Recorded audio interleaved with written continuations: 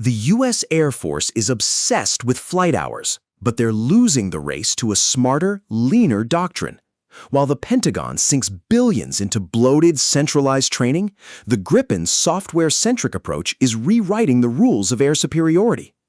It's time to admit that legacy flight syllabi are officially obsolete. In a modern conflict, a runway is just a target, and a rigid pilot is a liability. By leveraging open architecture software and distributed STL operations, Gripen pilots are mastering tactical iteration faster than any F-35 trainee.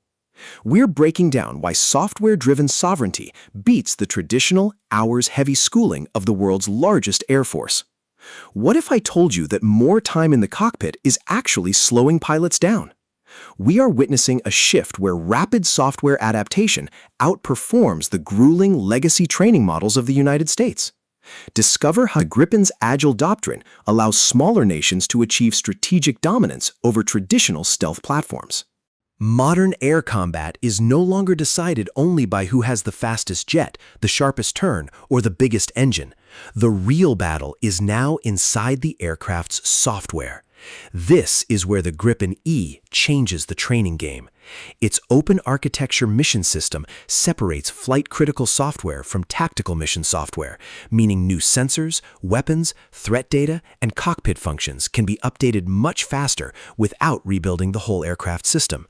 Saab describes this as a design that allows Gripen users to adapt software applications quickly for the next day of combat, not wait years for a massive upgrade cycle. So the Swedish pilot is not trained only as a traditional stick-and-rudder fighter pilot. He is trained like a software-defined combat operator, someone who understands radar signals, electronic warfare, data links, sensor fusion, and how fast tactical information changes the fight. In simple words, the Gripen pilot does not just ask, "How do I fly better?" He asks, "How do I update faster, confuse faster, share data faster, and make the enemy system outdated before the missile is even fired?" This is the key difference. Traditional fighter training often focuses heavily on mastering a fixed aircraft system. Learn the cockpit, learn the weapons, learn the procedures, then repeat them until perfection. But Sweden's Gripen doctrine is built around a different idea. The cockpit must evolve with the war. The aircraft becomes less like a locked machine and more like a combat platform that can receive app-style upgrades as threats change. That means the pilot's mindset also changes from following a fixed playbook to fighting inside a living, updating digital battlespace. To be fair, the U.S. Air Force is also moving towards more agile and dispersed combat thinking through agile combat employment, where aircraft and crews operate from smaller, flexible locations instead of relying only on large centralized bases. But Gripen was designed from the beginning around this smaller, faster, software-adaptable philosophy. That gives Swedish pilots a unique training advantage. They are prepared for a battlefield where the winning side may not be the one with the most expensive aircraft, but the one that can update its tactics, software, and electronic attack logic faster than the enemy can respond. In 2026 air warfare, dominance is not only about aerodynamics anymore. It is about coding cycles, threat libraries, data link speed, electronic warfare updates, and how quickly a pilot can turn new battlefield information into action. This is why the Gripen E pilot represents a new type of fighter pilot, not just a flyer, but a battlefield software thinker. For decades, fighter pilot quality was measured by one simple number: flight hours. More hours in the air meant more experience, more confidence, and more readiness. But in 2026, that old metric is no longer enough. Modern air combat is too complex, too electronic, and too fast-changing to be mastered only by repeating basic flight maneuvers in the sky. The new question is not just how many hours did the pilot fly. The real question is, how many high-pressure tactical decisions did the pilot survive before the real battle started? This is where the Gripen training philosophy becomes dangerous. Saab's Gripen simulators are designed for conversion training and combat missions, where pilots can train alone or in larger units against multiple simulated threats and fighting assets. Saab also describes Gripen training systems as high-fidelity environments with realistic threats, aircraft behavior, and linked multi-ship training. That means a Swedish Gripen pilot can be placed inside a dense digital battlefield again and again, enemy radar locking, missiles launching, data links jamming, friendly aircraft sharing data, ground threats moving, and electronic warfare changing the picture every second. In one simulator loop, the pilot may face more tactical complexity than a routine real-world training sortie. This does not replace real flying, but it changes what training is trying to produce. Traditional training often rewards repetition: takeoff, formation, basic intercepts, emergency drills, landing, repeat. These skills still matter, but Sweden's Gripen doctrine pushes beyond that. It prioritizes decision-making density, forcing the pilot to make many combat-level choices in a short period of time. FOI, Sweden's Defense Research Agency, has also described international Gripen pilot exercises at its Air Combat Simulation Center, where pilots from multiple Gripen operating countries train together and exchange tactical experience to sharpen capability. So the Gripen pilot is not only learning how to fly the aircraft, he is learning how to manage the battlespace. He must read the radar picture, trust the data link, decide when to stay silent, when to jam, when to share targeting data, when to fire, and when to disappear. That is a completely different mindset from simply becoming comfortable inside the cockpit. Even the U.S. Air Force is moving in this direction. In 2026, the Air Force's Simulation and Training Community Forum focused on preparing warfighters for increasingly complex mission environments through better simulation and industry collaboration.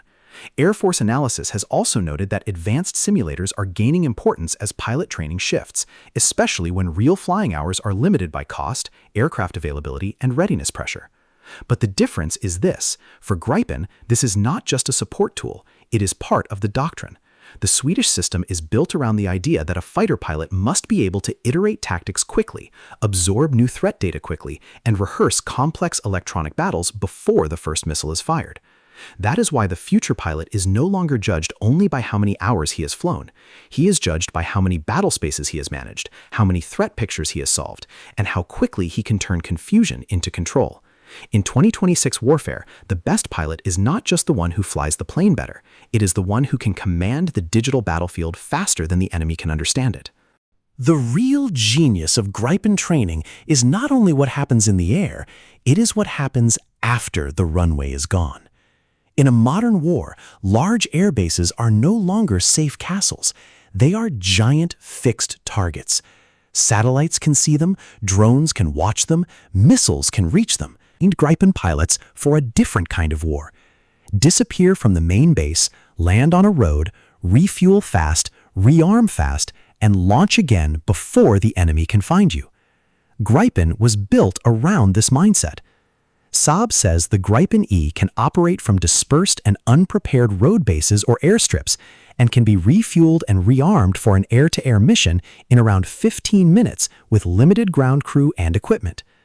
Saab also notes Gripen operations can use narrow roads around 16 meters wide and about 800 meters long, which shows how deeply road-based operations are built into the aircraft's design philosophy. This changes the pilot completely. A traditional runway-based pilot is trained to fight from a protected system: big base, full maintenance team, full infrastructure, predictable procedures. But a Gripen pilot is trained to think like a survivor. He may land on a highway, shut down near a forest line, coordinate with a small ground team, take fuel and missiles, receive updated threat data, and take off again from a strip that was never designed to be a fighter base. That is not just STO performance. That is combat psychology. Now compare this with heavier fifth-generation operations.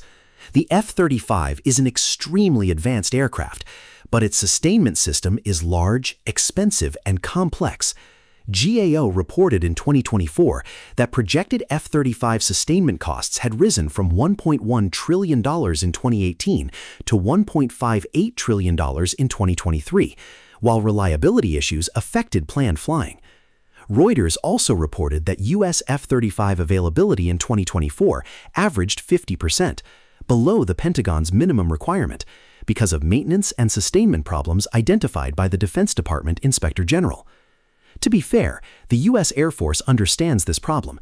Its agile combat employment concept is also moving away from relying only on large traditional bases and toward dispersed forward locations, because advanced enemies can threaten old sanctuary bases. But Gripen's advantage is that Sweden did not add this idea later. Sweden built the aircraft, the ground crew model, and the pilot mindset around dispersed survival from the beginning. That is why the Gripen training doctrine is so powerful. It does not pamper the pilot with perfect runways and perfect base conditions. It teaches him to operate when the runway is damaged, the base is exposed, the enemy is searching, and time is disappearing. The Gripen pilot is trained to treat every road as a runway, every small team as a launch crew, and every landing as a chance to vanish before the enemy can strike back. In 2026 air warfare, the strongest air force may not be the one with the biggest base. It may be the one that can still launch fighters when the big base is burning. Stealth gives a fighter pilot a powerful first advantage. It reduces detection, delays enemy reaction, and opens the door for deep strike missions. But there is a hidden problem. Stealth is not just expensive to buy, it is expensive to keep ready, expensive to maintain, and expensive to train on every single year. This is where the U.S. Air Force model faces pressure. The F-35 is one of the most advanced combat aircraft ever built, but its sustainment cost has become a serious strategic issue. The U.S. Government Accountability Office reported that F-35 sustainment estimates rose from $1.1 trillion in 2018 to $1.58 trillion in 2023, while the aircraft's availability has trended downward, and none of the variants were meeting availability goals. The Congressional Budget Office also reported that program-wide F-35 operating and support costs exceed $5 billion in 2023. That means every training hour becomes a financial decision. Every sortie consumes maintenance time, spare parts, stealth coding care, ground support, software support, and logistics. So the pilot may be flying the world's most advanced aircraft, but the system around him becomes heavier, slower, and more expensive to keep moving. Gripen doctrine attacks this problem from the opposite direction. Sweden did not design Gripen to be a fragile luxury asset that needs a perfect base and a huge support chain. Saab says Gripen E was designed for low maintenance, higher availability, dispersed operations, and fast re-engagement, with refuel and rearm for an air-to-air mission taking around 15 minutes using limited ground crew and equipment. Saab has also cited Jane's analysis that Gripen had the lowest operational cost among several modern fighters when fuel, pre-flight preparation, repair, scheduled maintenance, and personnel costs were counted. This changes pilot schooling completely. If your aircraft is cheaper to operate and faster to turn around, pilots can train more often in realistic, high-pressure tactical scenarios. They can practice more dispersed launches, more emergency recoveries, more electronic warfare missions, more road-base operations, and more rapid re-attack cycles. In simple words, Gripen does not only save money, it converts lower operating cost into more tactical repetitions per pilot. The danger of a stealth-heavy force is not that stealth is useless. The danger is that the Air Force becomes too financially delicate. When each aircraft is extremely expensive, every loss becomes politically painful. Every maintenance delay reduces available training, and every pilot hour becomes harder to afford. Reuters reported that U.S. F-35 availability in 2024 averaged about 50%, below the Pentagon's minimum requirement because of maintenance issues highlighted by the Defense Department Inspector General. That is the stealth financial trap. You may own the most advanced aircraft, but if you cannot afford to fly it enough, repair it fast enough, or risk it in enough numbers, then your pilot force becomes smaller, more cautious, and more dependent on perfect conditions. Gripen training doctrine breaks that trap by focusing on affordable readiness. It trains pilots to launch from scattered locations, fight with limited support, return quickly, reload quickly, and go back into the battle space before the enemy can recover. This creates a different kind of air power, not just expensive invisibility, but repeatable combat pressure. In 2026 warfare, the strongest fighter force is not only the one with the stealthiest aircraft, it is the one that can afford to train hard, launch often, lose less momentum, and keep fighting after the first wave of missiles hits the air bases. That is where Gripen's training doctrine becomes more than a budget advantage. It becomes a survival advantage. The biggest advantage of Gripen training is not only technical, it is political. It gives smaller nations something many air forces quietly fear losing: strategic sovereignty. In simple words, a country does not want a fighter jet that can fly only when a foreign supplier approves its software, weapons integration, mission data, or threat updates. A nation wants a pilot force that can adapt on its own timeline, not wait for permission while the battlefield is changing. This is where the Gripen E doctrine becomes different. Saab describes Gripen E as a fighter built around agile avionics, real-time data sharing, sensor fusion, and the ability to learn and adapt software applications from day one of a conflict to day two and beyond. It also says Gripen's mission systems are separated from flight-critical software, allowing new operational needs and capability growth without the same heavy recertification burden that slows many legacy fleets. That means Gripen pilots are not trained only to operate a machine. They are trained to operate a national combat ecosystem. Their aircraft, simulators, electronic warfare libraries, data links, weapons integration, and tactical updates are all part of one sovereign loop. For a smaller country, this matters. Because in a crisis, independence is not just about owning aircraft.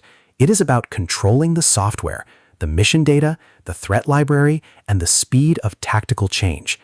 This is the weakness of a heavily locked defense model. If a nation depends too much on foreign approval, foreign update cycles, or foreign black box systems, then its pilots may be tactically skilled, but strategically restricted. They can fly the jet, but they may not fully control how fast that jet evolves. Gripen's open architecture philosophy challenges that model by making adaptability part of the aircraft's DNA. Saab has even compared Gripen E's tactical upgradability to an app-like architecture, where radars, sensors, and weapons can be upgraded more frequently through the aircraft's lifecycle. And now, the future is moving even faster.